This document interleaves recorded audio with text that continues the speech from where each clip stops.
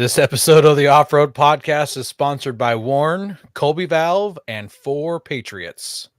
Off-Road Podcast, episode 419, activities to do on a wheeling trip.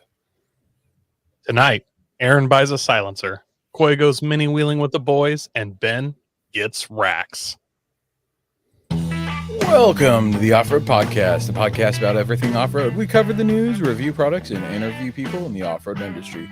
Your hosts tonight are Aaron, Coy, and my name is Ben, and welcome to the show. How's it going, guys? It's going, I'm man. doing well.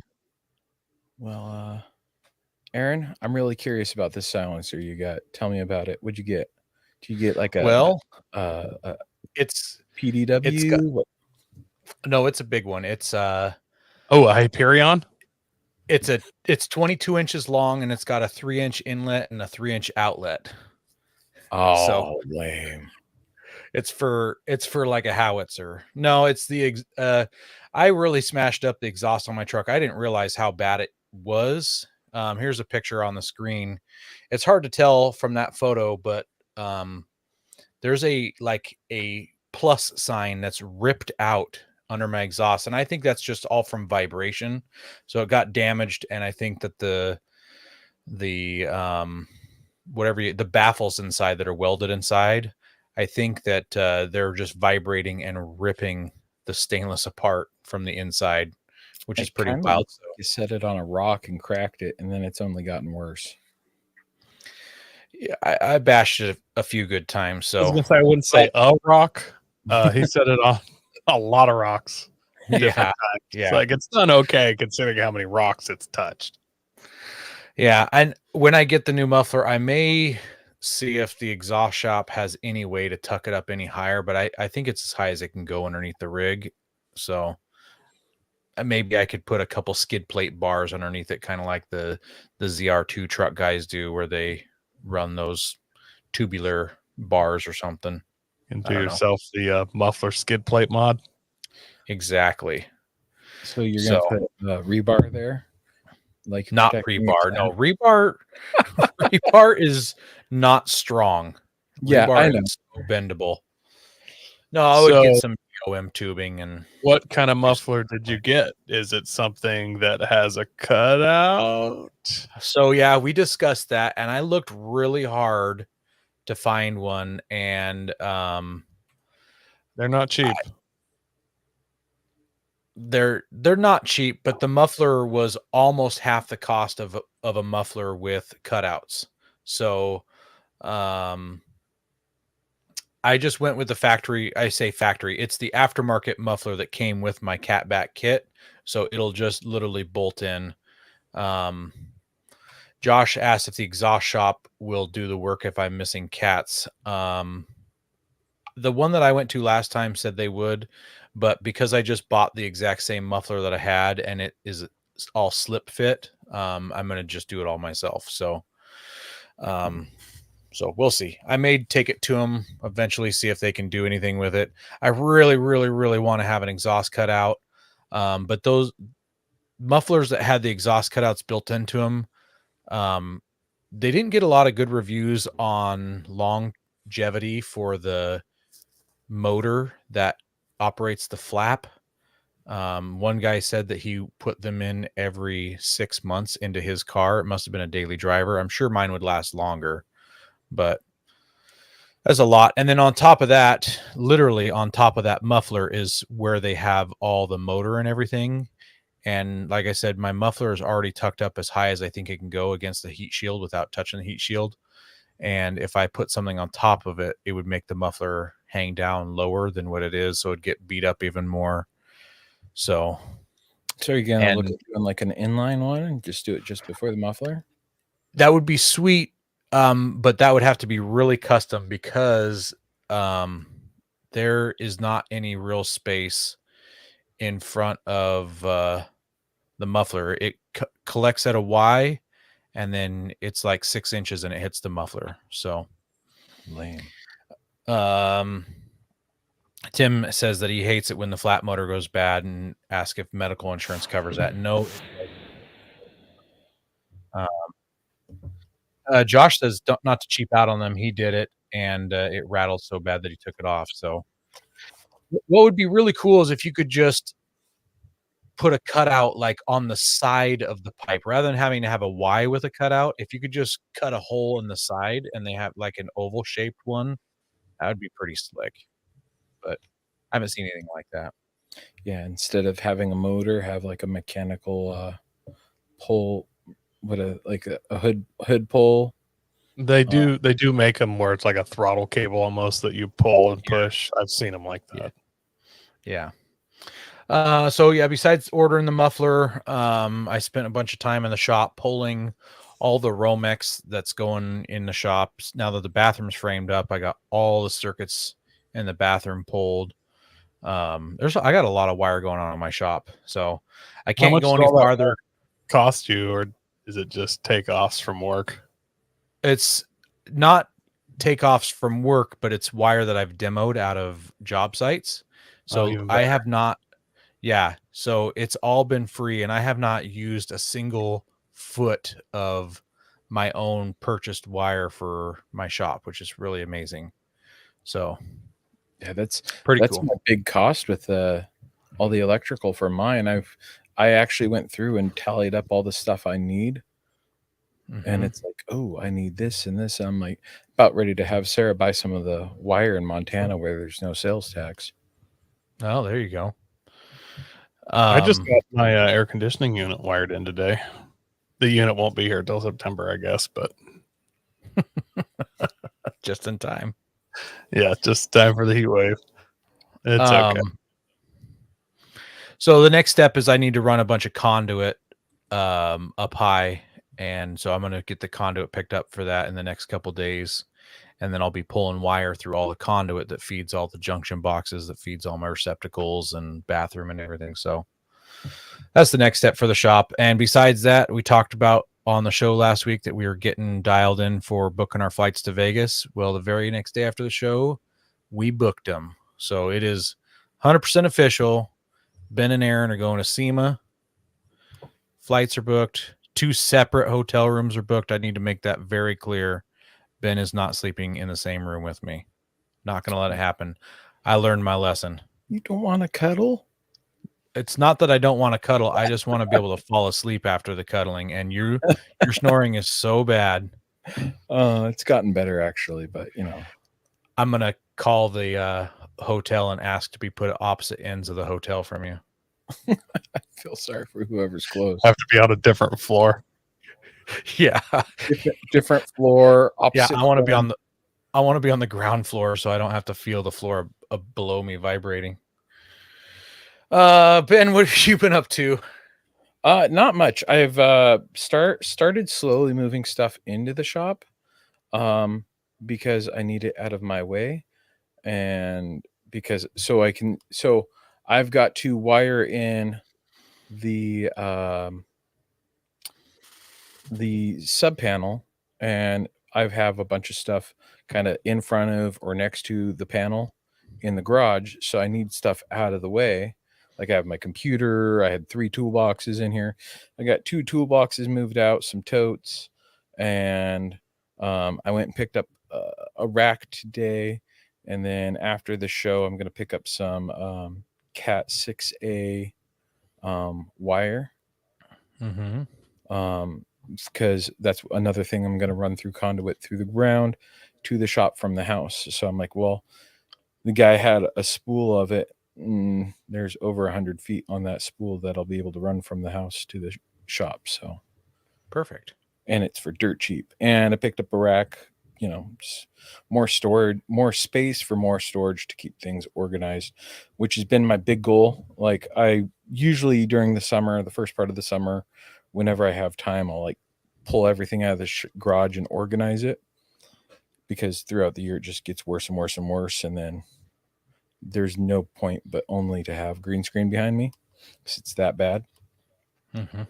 And so it's like, okay, I'm gonna just have it all the organization I can possibly have so that I'm forced to keep it nice, because I want it to stay nice. And Absolutely. Then it's just been busy. I got all the parts finally for what I suspect I need for fixing the Forerunner. The last of them showed up today, so I'll probably start on that tomorrow, disassembling the passenger side and getting it all back together. I got some new brakes. I got some power stop brakes. So, You got slotted? yep, Yeah. got the towing ones. Sweet. They're going to have huge cracks in them. It's going to be awesome. It's going to be freaking wicked. But, whatever. The power stop ones are nice. What about you, Coy? I didn't do anything really cool. My son had some of his friends come over and their dad. We hung out and drove the RC crawlers and for hours, almost most of the day, Saturday. Wow. Yeah, it was fun. I don't have to fix only like 2 of them because 8-year-old boys, man, they want those crawlers to be bashers. They just want to fly. They want to send them full send. Like it's just built into them. It's hard for them to crawl, but they Well, did they're pretty. not sitting in it, right? So why not? They did pretty good. And I mean, they got little hands. The controller's big. It's difficult for them as it is, and they just my son, those boys, they all just want to launch them. And it's all easy little fixes that would have happened soon, anyways.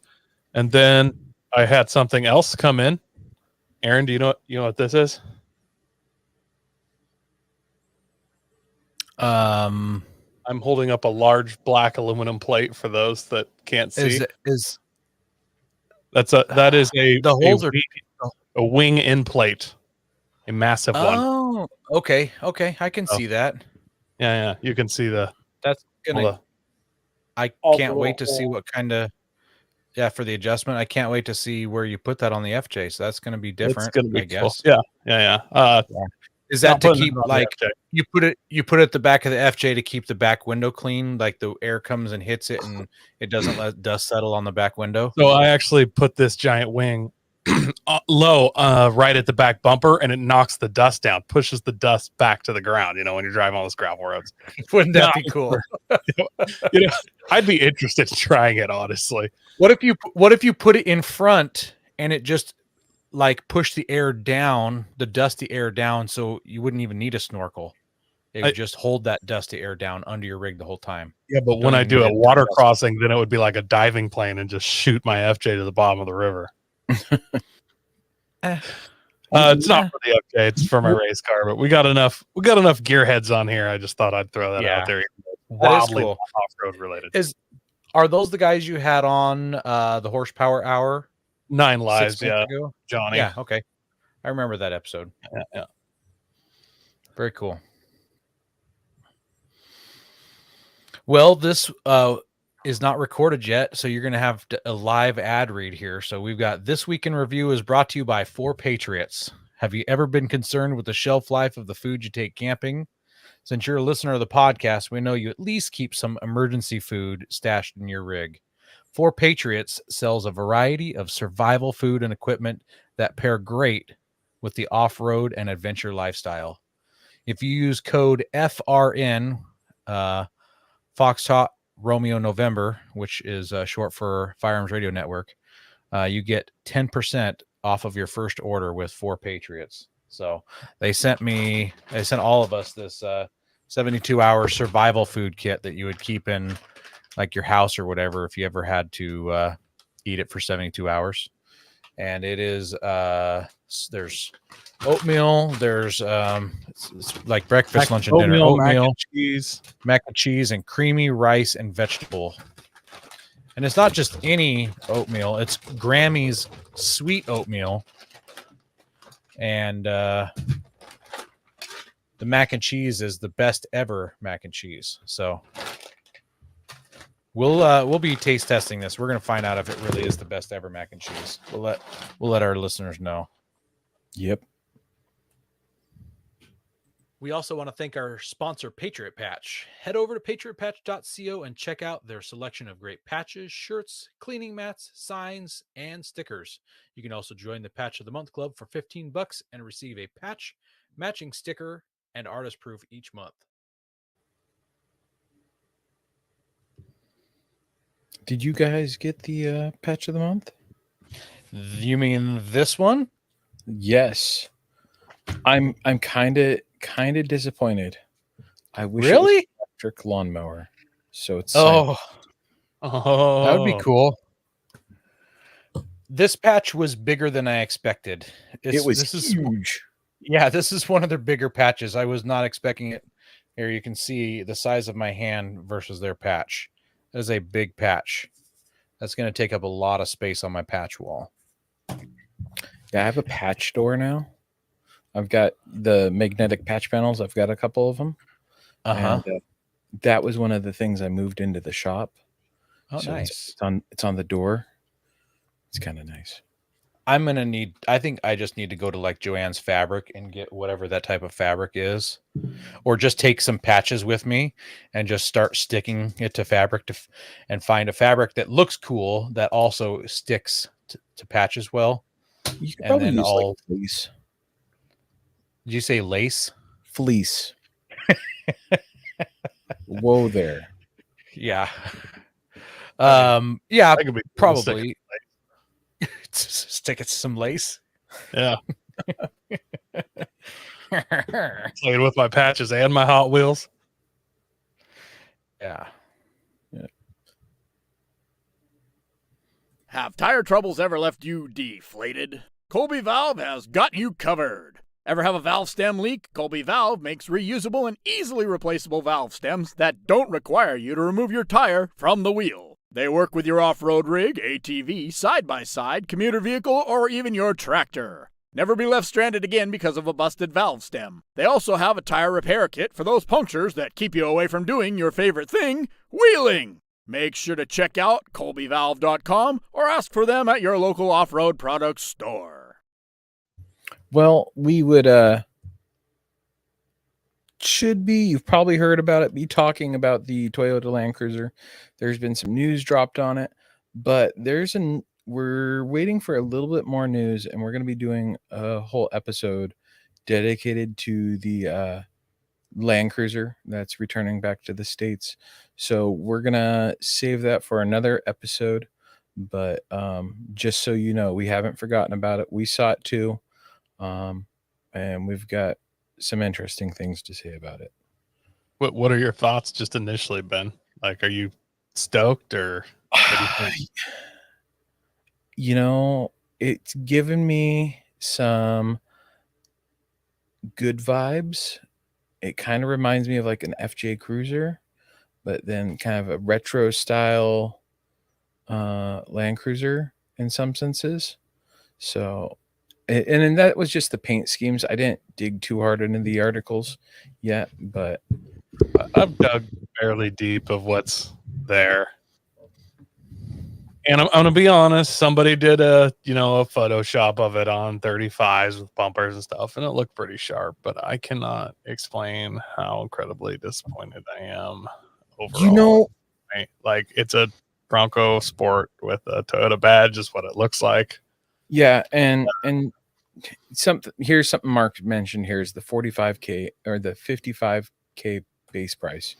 That's huge. I like how you guys are so brainwashed at this point with new car prices. You're like, oh, it's only $55,000. No, It's such a good deal.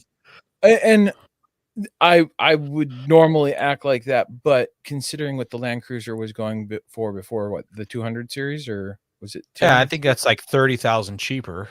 30,000 cheaper didn't base. So that's a third of the price knocked off. That's 30% knocked off right there. Maybe 35%. And one of the last ones I saw. Are we going to consider this a real Land Cruiser, though? Are we really? Are we? We'll find out. We'll find out. Well, were the 40 series Land Cruisers a real Land Cruiser? They were Or the the original. 55 series? Was the 55 series a real Land Cruiser? What is the 80 series a real Land Cruiser? is an what- FJ a Land Cruiser? I mean, it has the FJs are FJ not Land name. Cruisers. Not even. But it has the I FJ have to name. admit that it's not a Land Cruiser. It's a Yeah. Parade. Yeah, I know. What makes a Land Cruiser a Land Cruiser? Like, they just made it so technical and so luxury and so expensive that they price themselves out. So maybe they're going back to the roots. I don't know. We'll jump into this. We'll cover it when we do an article on it. I'm just wildly disappointed Joe because I on it. wanted to see it Yeah. be Bronco and Wrangler like competition, and it's not looking like that to me. We'll see. Yeah, maybe they'll have a TRD version or something that'll be wildly built or something. I don't know. We'll have a Probably snorkel, not. different colored trim, so then it can really compete against a Bronco. Yeah, I don't think they'll ever. I mean, Land Cruisers are never rock crawlers, so I don't think they'll ever be able to compete. The 40 series, like, Do you think the 6th gen Forerunner will be that competitor for the? I'm clinging to that hope, but I don't believe it even a little bit. Not even. Yeah. I'm also disappointed when they're like, it's going to be a retro throwback. And then they were like, we put round headlights on one of the models. I don't know. I think it looks like a 55 series, the round headlights one. If you stand far enough back, I thought the body shape square headlights other look more like an updated 80 series to me. Yeah. Yep. That's what I see on the square headlight one too, is the 80 series. But you have the picture's got to be far enough away and maybe a little bit fuzzy for me to see. It's a 45 foot. It's a 40-foot paint job. Is that what you're saying? Yeah, exactly. So here's one for you though. So have you guys seen enough of the Land Cruiser Defenders, the new ones, to form an opinion on how they look in person? Because I've seen a couple built now. I at first thought they were ugly as sin, and then I started seeing them in person, kind of built, and I'm like, oh, that's actually kind of nice. No, I think they look terrible in pictures, but every time I see one in person, I think they look great. Like, and they look off-roady and stuff. So maybe we'll get that with the Land Cruiser then. I mean, but you don't want to hold your breath, right? I'm not feeling it, but I'd love to be wrong. Like, I'd love my feelings to change. Maybe they're going to come out and be like, yeah, it's got front lockers and double low from the factory. I don't know. Well, we got an article from the Drive guys, and the title is Jeep Wrangler might be outsold by Ford with their Bronco. Thanks to CARB. California, something. That's all we need to know.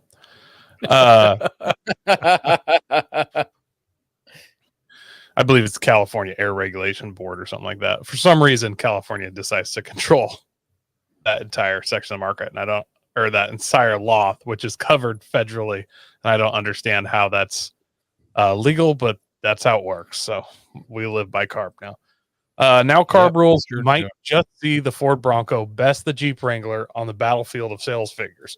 CARB rules will require automakers to sell a certain portion of zero-emission vehicles starting in 2026. Under these rules, some companies like Ford are assessed on their nationwide sales. Stellantis, which, as we all know, is Jeep, Dodge, Ram, a whole bunch of other companies. Stellantis, however, is assessed only on the vehicles it sells in the 14 states that abide by CARB rules. In preparation for the change, Stellantis has stopped shipping non-electrified vehicles to dealers in these states, helping to goose the numbers. Automotive News reports that this is causing issues for Jeep dealers. Customers can still order a non-hybrid Stellantis vehicle in CARB states, but they're not available just sitting on the dealer lots. Where Jeep is concerned, it's left dealers with only hybrid Wrangler 4xe models on the floor. For customers that want a just gas or diesel Wrangler on a short time scale, Jeep dealers are left with literally nothing to offer. Ford dealers, however, have faced no such hurdles and are able to keep plenty of Broncos in stock. Well, the yeah, strange situation could a lot of them. Strange situation could be enough to help the Bronco best the Wrangler in sales. The first quarter of 2023 saw Bronco sales rise by 38% to 32,430 units. In contrast, Wrangler volume slid by 17% down to 37,971. With a gap of just 6,000 cars, Bronco could be America's best-selling convertible adventure SUV any day now. So I've noticed something with Jeep is they seem like they're hurting for sales while they're not, right?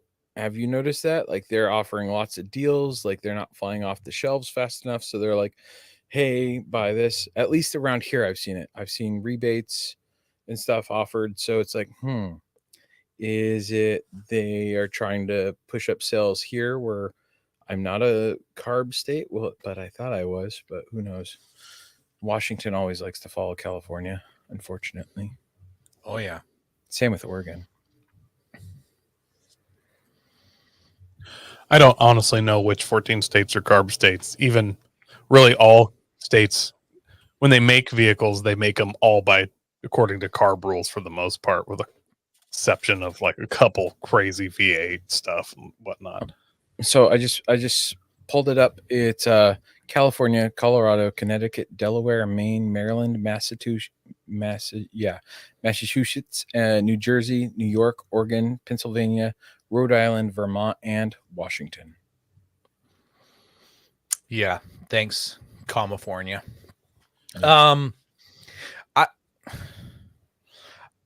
you're talking about the sales slump. I feel like that Bronco. I'm curious to know. I feel like that Bronco is really hammering into Jeep's sales figures. Oh yeah, And that's why they're marketing stuff down. There was lots of people that wanted a Bronco, and they owned Jeeps before, and they sold their Jeeps and bought Broncos. Same with Toyota owners that went to Bronco. There was a portion of the population that went there, and they've done really good with marketing it. So that's going to hurt those numbers. And when you have the ability to take off the doors and top, it's a big thing with Jeep. It's one of my things that I miss from owning my JK was being able to take off the doors and the top. I was thinking about your XJ. I'm going to be totally honest. I think this is it clearly is a calculated move on Stellantis's part, but I think even more so. Like they have to make this electrification push work by 2026. Ford is clearly going to have to come out with a hybrid Bronco. I've heard it's in the works, but I mean, just look at Toyota. Basically everything for 2024 is hybrid. You can get a few, and you can basically ask for a gas model, but you're not going to get it in any of the, the high trim packages. Like you can't even special order it in a gas. So it's like Toyota's almost completely gone 100% hybrid, or they're pushing hard for that. I think Jeep has to get that hybrid model out and make sure people like it and are buying it. And Ford may be behind the ball on that, Yeah, but Ford has plenty of other electric options already in the market for their vehicles versus like Stellantis. I feel like they only have a small handful versus like Ford and Mercury, and I'm trying to think what the other ones they own are. So it's hard to say.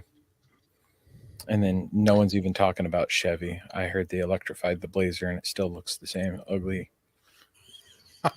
It's not a real Blazer.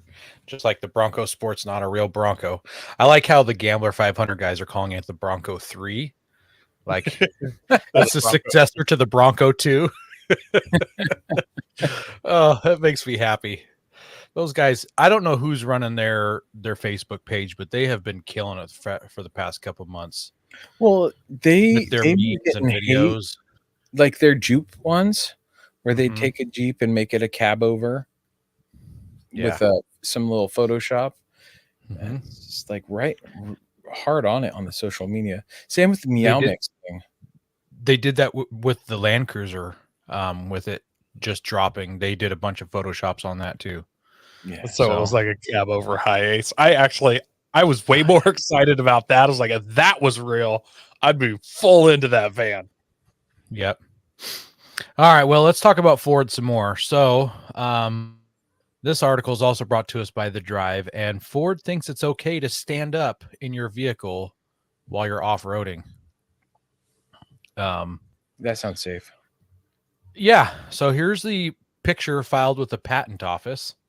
It shows a driver of the Bronco standing up with their head out the top of the windshield, and you can see their hands are on two little touch pads there. So apparently the article says this is a great way to get a view of the wheels and any obstacles ahead, but it's not a great position for driving. Have you got I I've never stood up in a vehicle while I was driving. Now, I have never owned a convertible where I could do that, and sunroofs aren't generally big enough to try to do that. So I'm going to I be don't know. honest. I've fully had convertibles before, and I Uh-huh. have straight Captain Morgan with one foot on the steering wheel with the cruise set down the freeway, multiple times. It was awesome. I actually was coming up. If you're into drifting at all or stadium trucks or anything, Reese Millen. I don't know if you're aware who he is. I know him. Yes. He's a professional driver. Anyways, it was after the Seattle drift event. I came up on their like truck and race trailer. You can tell because they vinyled it so it looked like it was just a flatbed trailer instead of an enclosed trailer, so you could see the car. Oh, cool. That's cool. And I fully just set my cruise in the lane beside them, so I was just passing them at like 3 miles an hour, and then stood with one foot on the steering wheel, one foot on the seat, and just drove right past them and waved. Goodness. I hope they still talk about it to this day. Exactly. Yeah. That's awesome. So, Well, so seeing that picture, do you know what it makes me think of? Is do you remember Jurassic Park when they see the Brachiosaurus and they're standing Yeah. and he like turns Yeah. their head? All he's missing Yeah. is sunglasses. That's all he's missing. yeah.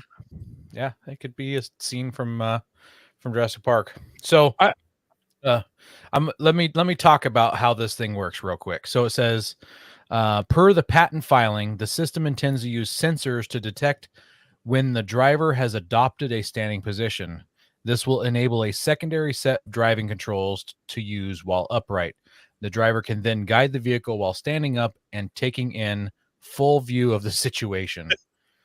Captive touch pads could be used to control vehicle speed, torque output, or even steering.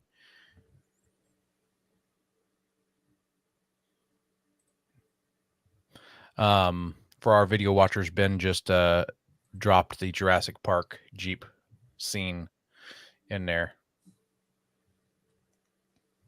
Yeah. I don't know. It's interesting.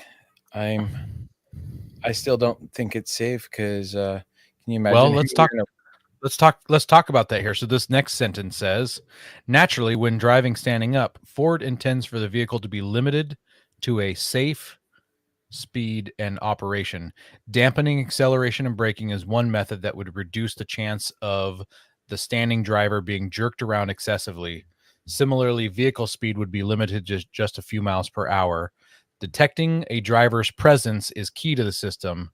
If the driver falls out or when the going gets rough, Ford notes that ultrasonic sensors, cameras, touch sensors, and other tools could be used to ensure the driver is still in place.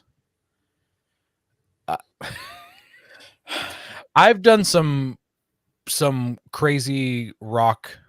I don't want to call it rock crawling, but been in some really bouncy situations, and hanging on is all you can do in those situations. I can only imagine trying to stand up, not being seated in some of that rough stuff. I have a full-on theory that I'm coming up with here, but finish the article before I get into it. All right. So the last part here is it says it's by no means guaranteed. It's just a patent filing after all, but it could certainly spice up the future Raptor and Wildtrak models of the Bronco. This is clearly either April Fool's, which it didn't come out on April Fool's, but it feels like an April Fool's. But you know how companies will fake to be developing something and build like a fake product to get their competitor to invest a bunch of money into malarkey? This is them clearly just going like, go ahead, Jeep, develop it. We're doing it. Yeah. Wink. Yeah, Wink. we could be doing this. Go ahead. Think $2 million just a patent. Like, that's clearly what's happening. Can you imagine someone who's already freaking out about driving through Black Bear Pass and just they're standing trying to drive and see everything and they're getting off camber really slow, and then they just slowly roll over while they're standing up, not seat belted, sideways, and not only are they going to get smashed to death as they roll down, they're going to get flung off the cliff too. And you know, if you roll off of Black Bear Paths, it might be safer to be standing so you get totally sent from the vehicle. I honestly, if they had said that they were developing this for the passenger so that they could be like a tank commander up there, like calling it artillery, I would have been more, it would have been more believable for me. They were like, yeah, we're developing a harness system so that they can stand there and a sensor to keep it under 5 miles an hour. I might have believed it, but this is just, I don't know. This is a red herring, you know? It feels I mean, like honestly, it, but it could be. I mean, they're was trying to get Jeep to spend all their money. it was so wild. I had to share this article. This just isn't something that you really. It's going to be so technologically advanced, and just a few things have to go wrong, and it just doesn't work anymore. Like when I'm driving in my wife's F-150, and if it's raining hard enough, the adaptive cruise control doesn't work.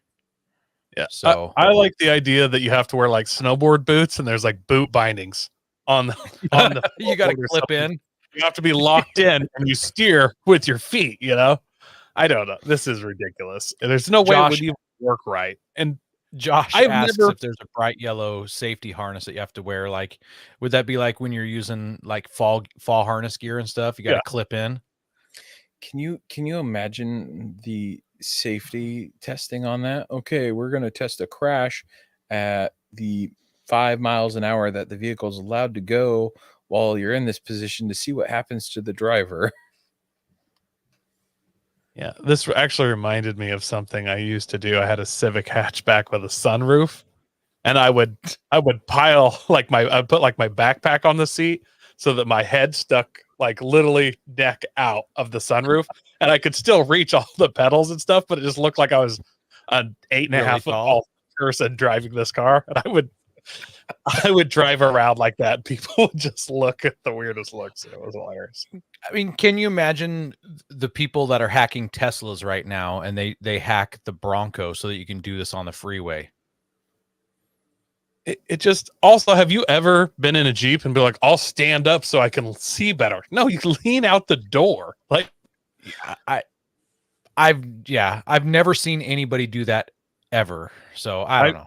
I've seen passengers stand up so they can like look down the road, but that's about it. Yeah. All right, let's move on. Let's hit this main topic. Go prepared with Warren Industries. They produced the first recreational winch in 1959 and lead the industry with their dedication to quality and reliability. When you dig yourself in deep, make sure you have the right tools to get yourself out. Get Warren equipped and go where others can't. Now, let's get ready for adventure and head into our main topic.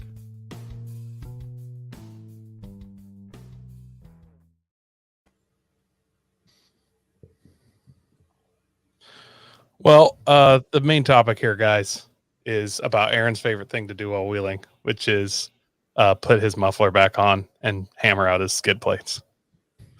Whoa, hang on a second. I meant it was about activities to do while wheeling, but that's Aaron's favorite activities, clearly.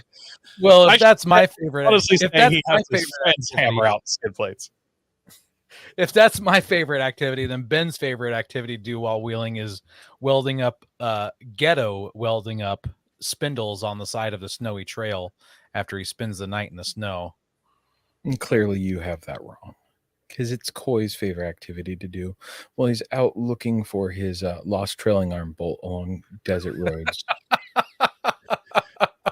Because obviously, Ben, That I reminds me of the did- scene. That reminds me did of the scene look from for a Spaceballs lost where trailing they're arm combing bolt. the desert. Oh yeah, I did look for a lost trailing arm bolt, and all my friends helped me. And Ben flew a kite, literally flew a freaking kite. that was after an hour of helping you. I'm It sorry. was after 4.5 minutes. Your ADD kicked in. You're like, oh, kite! It's windy. We looked for the bolt for like 20 minutes before I got another one, and Ben just starts flying a kite. So it's the kind of wheeling buddy he is. Yep, I am. I'm there for you, buddy. I was there. For a solid 8 minutes. But really, I'm surprised you got that much attention out of that ADD boy. I don't think he looked for 8 minutes. He looked for 4 and then pretended, then flew a kite. He forgot what he was doing. Yeah. What are we doing out here, anyways? Started right. looking up instead of down, and then realized it was windy. Oh, kite, squirrel. All right, but really, we are here tonight to talk about all those fun things to do. Well, after you've finished getting to the end of the trail and you're setting up for the night or day for camping, or something to do along that overland trip or rock crawling trip, just something to do. So I'll start off with one of the easiest ones: is go for a hike. I mean, you're obviously well rested while sitting behind the wheel. Why not hop out and take a little stroll, as long as you know your way back? Yeah, I don't really know about the rest of the country because I haven't gone wheeling exploring in very many states, but I know in Oregon and Washington there is some amazing stuff that is really remote, and you have to drive there via an high clearance vehicle. Other stuff not so much, but these are the places that there aren't going to be as many crowds. So those are my favorite. This one isn't for me, but some people do this. They take fishing poles and they go to remote lakes and they do fishing at some really cool remote lakes. I know that we hit a couple in Nevada where we had to wheel into places, and there's other people out there that wheeled in and they're out there fishing in some of these really cool high altitude lakes in Nevada. I'm So sorry, you that's- don't like trout. It's your fault. Yeah. I don't think I have the patience. Another one, canoeing, kayaking, stand-up paddleboard. Also, if you're in those lakes, you can do that while fishing. I'm not a big canoeer or kayaker because I'm pretty top heavy. I don't know if you only see me a little bit in the screen here, but I'm like a meatball with toothpick legs. The But you're stand-up paddleboards, I've played with them. They are fun. But if you're on a stand-up paddleboard, you expect to be in the you don't, unless you're really good, I guess. I get on a stand-up paddleboard, I expect to get wet.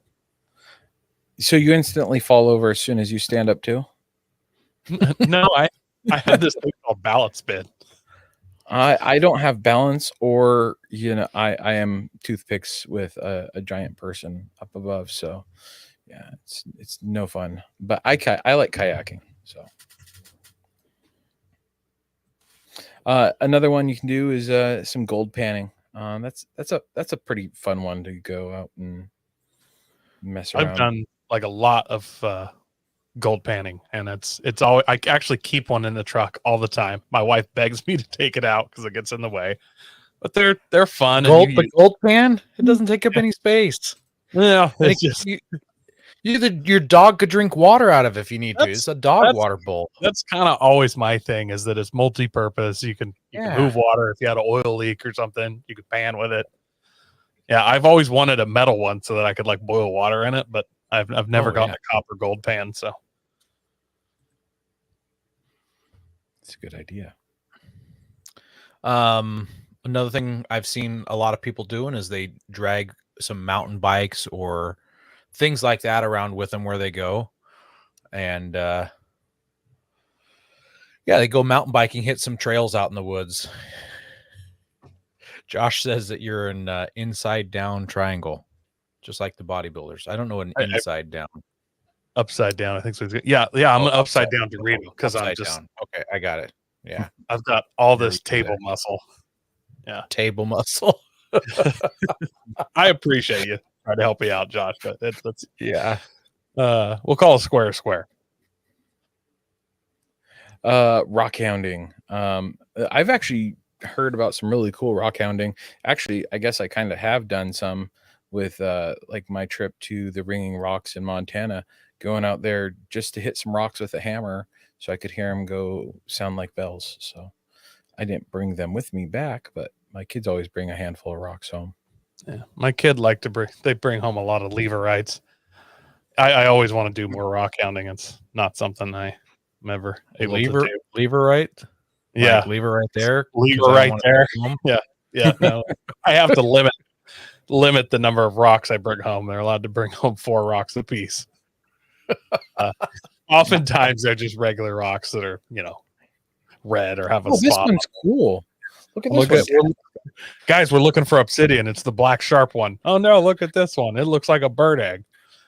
Hunting, guys. Obviously, while you're off-roading, go hunting. Obviously, abide by your state and federal local laws, or don't if you think you can get away with it. But you know, uh, there's all kinds of hunting to do. If you're whether it's in season, there's bird hunting. You know, a lot of people are out hunting / wheeling. You know, obviously, when they see a large game animal, they get out of their vehicle and walk over 150 feet away from the road before they fire at said animal, because that's Correct. the right thing to do, obviously. Unless they have the handicap license or whatever, you can shoot from the road or a vehicle. But on the other hand, there's plenty of nuisance animals that rabbits and over in this, I shouldn't say this part of the state. On the other side of my state, there's a lot of like ground squirrel, sage rats that obviously no good for eating, but they're a nuisance and they destroy alfalfa crops, and farmers thank you to shoot them generally.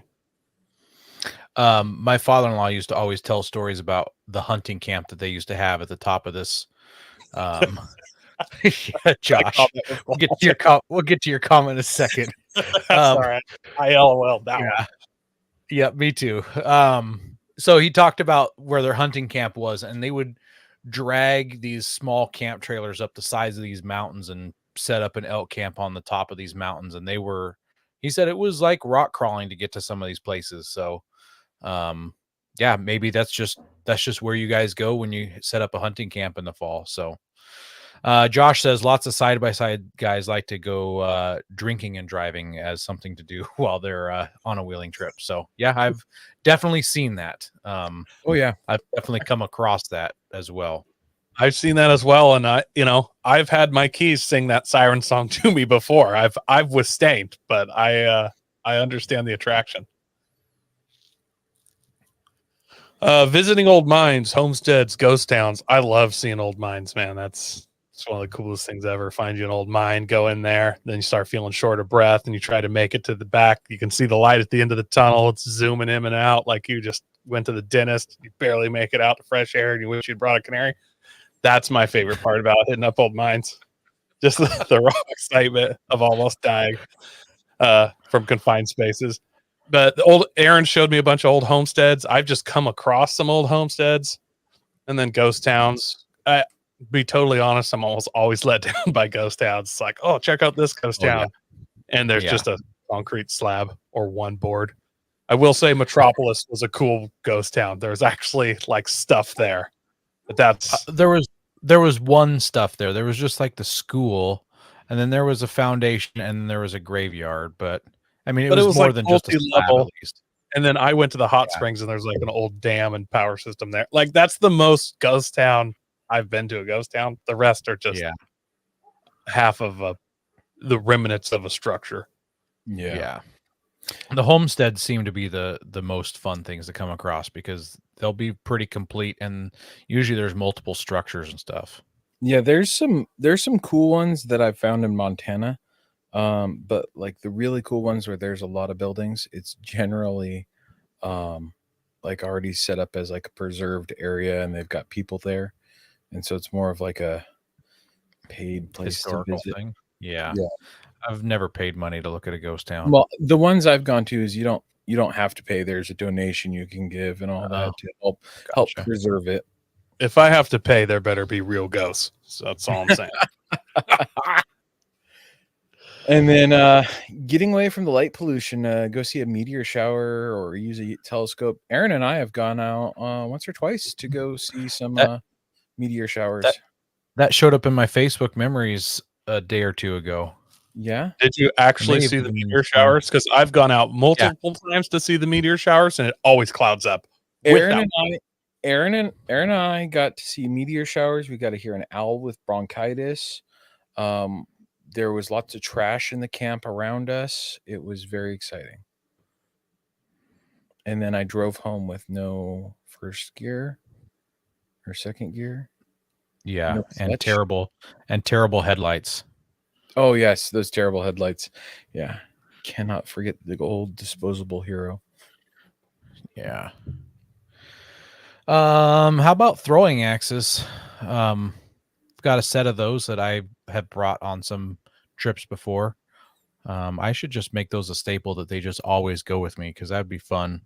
Although I will say, I don't recommend throwing them into live trees. Find something dead, throw them into something dead. Don't just destroy live trees with your throwing axes around campsites. I That makes have me done the throwing axing thing at hunting cap. It's a great time. Don't do it in the snow unless you're don't mind spending money on throwing axes for people to find in the spring, because Yeah. or you're really accurate with your throws. Because I miss trees a lot. Like I miss the target completely 50% of the time. And if there's a foot of snow, And your axe is gone. Just whoosh. Yeah. Yeah. know. Whittle, guys. And I know that sounds dumb, but I put that up there. And you guys might not know about this about me, but when I go with my family, it's like a thing where I have to whittle some kind of weapon for my kids. I brought one, and my son takes them home. I brought the sword of the heron right here that I whittled. Oh, that's pretty cool. It's we took some charcoal and vegetable oil and dyed the blade black. It's got an eye on it, looks like a bird. I know it's unimpressive, but it does add 3 to speed and 10% critical hit damage. So it's not bad stats for a wooden sword. But my son has a whole collection of them. I've probably done 5 or 6. It takes you a couple hours. You sit there and whittle away, and it's a lot of fun, and the kids love it. Yeah, once they do it themselves. I one time was on a canoe trip and I whittled a little small, maybe like 6-inch long canoe paddle. And then I used fire to burn in the name of the lake on it and the year that I was there. So yeah, whittling is definitely a fun thing to do. And it gives you a good chance to use your first aid kit as well. Absolutely. Absolutely. Card games. This is it can vary from crowd to crowd on the games you play. You can play something like Cards Against Humanity, where you've got like the raunchiest game going on, or you could be playing Turkey My Mayonnaise. Turkey My Mayonnaise, where it's a seriously harmless game, and you're just it sounds really raunchy, but it's I was gonna say, why does Turkey My Mayo sound 10,000 times worse than Cards Against Humanity? Yeah, it's literally a sandwich building game. There's nothing raunchy about it at all. It's great for all ages. Yeah, and it packs up. It's a fun game. They all pack up good, small, and yeah, I mean, there's other deck of cards. Yeah, it's a deck of cards. It's like Uno, having a deck of Uno. We've got. It's not a card. Well, it's part card game. It's it's kind of like Jenga, where you build a fire, and you stack logs with like you flip the card and it has it's called kindling, I think it's called. It's got red and yellow blocks and rectangle like log blocks, and you stack them how the card shows you, and if you knock it over, you're out, and then depending upon how many people, that's who wins. It's a fun little game. Like role-playing Jenga. Yeah, it's mini Jenga. It's reverse Jenga, and it fits in a Altoids can, so it's nice and compact. Yeah, there's a lot of games out there that you can bring that don't take up a lot of space. How about some geocaching? I've definitely done that on some of my camping or off-roading trips. But if you don't have any service, you need to make sure you're downloading stuff ahead of time. Same. And that's a fun one with kids. Excuse me as well. There's a lot of times, I don't know, G.I. Joe guys, like Army men, little trinkets that kids like. And I usually just put a quarter in it, each one I find, because kids also like quarters. Yeah. Shooting.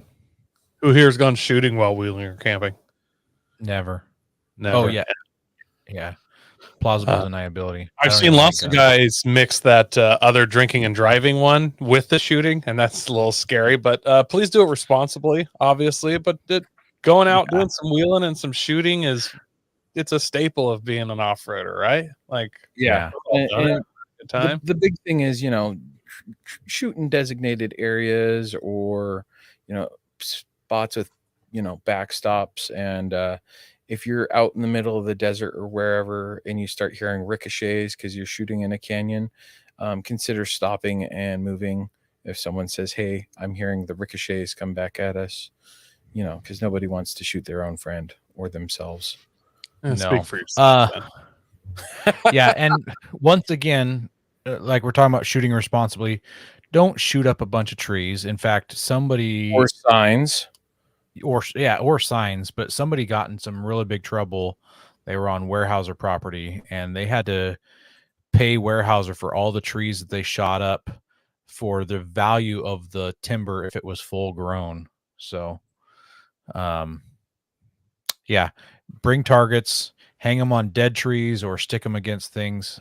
In some states, it's 3 times the value of replacement. Good. I'm so sick of driving around and seeing signs shot up. It's who thinks that you're a good shot because you can shoot a road sign? Oh, Billy Bob just shot that. Man, he's a good shot. He shot that sign that's 2 foot by 4 foot. Well, when you run out of beer bottles to throw at the sign, then you shoot at them. Assuming that's how it goes. I don't know. Screaming Skull Saloon says to also pick up your brass. Absolutely. Clean up after yourself. Trash. When Ben and I have gone out doing that kind of thing, he has this canvas tarp that's super easy to set down and shoot over the tarp, and really don't have to pick up any brass. It's all A shooting lesson to live by is you don't have to pick up your brass if it's belt fed. So that's a great lesson and a good reason to have a belt fed. Exactly. Yeah. I need one because I have a bad back. I can't bend over to pick up my brass. There you go. Let me know how it goes over with your wife. You already know. One of my favorite things is like hot springs or swimming. Go to a lake. There's some really cool lakes that are high up that are shallow and they're kind of warm in the summer, and then they freeze over as like ice ponds during this winter. Or you've got hot springs. There's tons of hot springs, at least here on the West Coast. Idaho's stock full of them. Nevada is. Oregon has a handful. Washington has a handful. And there's some of them you've got to hike to get to them, or drive deep in the woods. And some of them aren't really that well known, and so you might go be able skinny dip in them if you're into that. Or the hot springs and the lakes. Yeah, it's a fun time. I've enjoyed a lot of hot springs. This next one I rarely get to do, and I think it's just because the seasons are so short. Is gathering berries or mushroom hunting. I've never done mushroom hunting, but I've been in places where there's berries, and it's just really rare. I think the window is so small, and if you aren't there, obviously during the window, you can't pick the berries. My favorite would be huckleberries.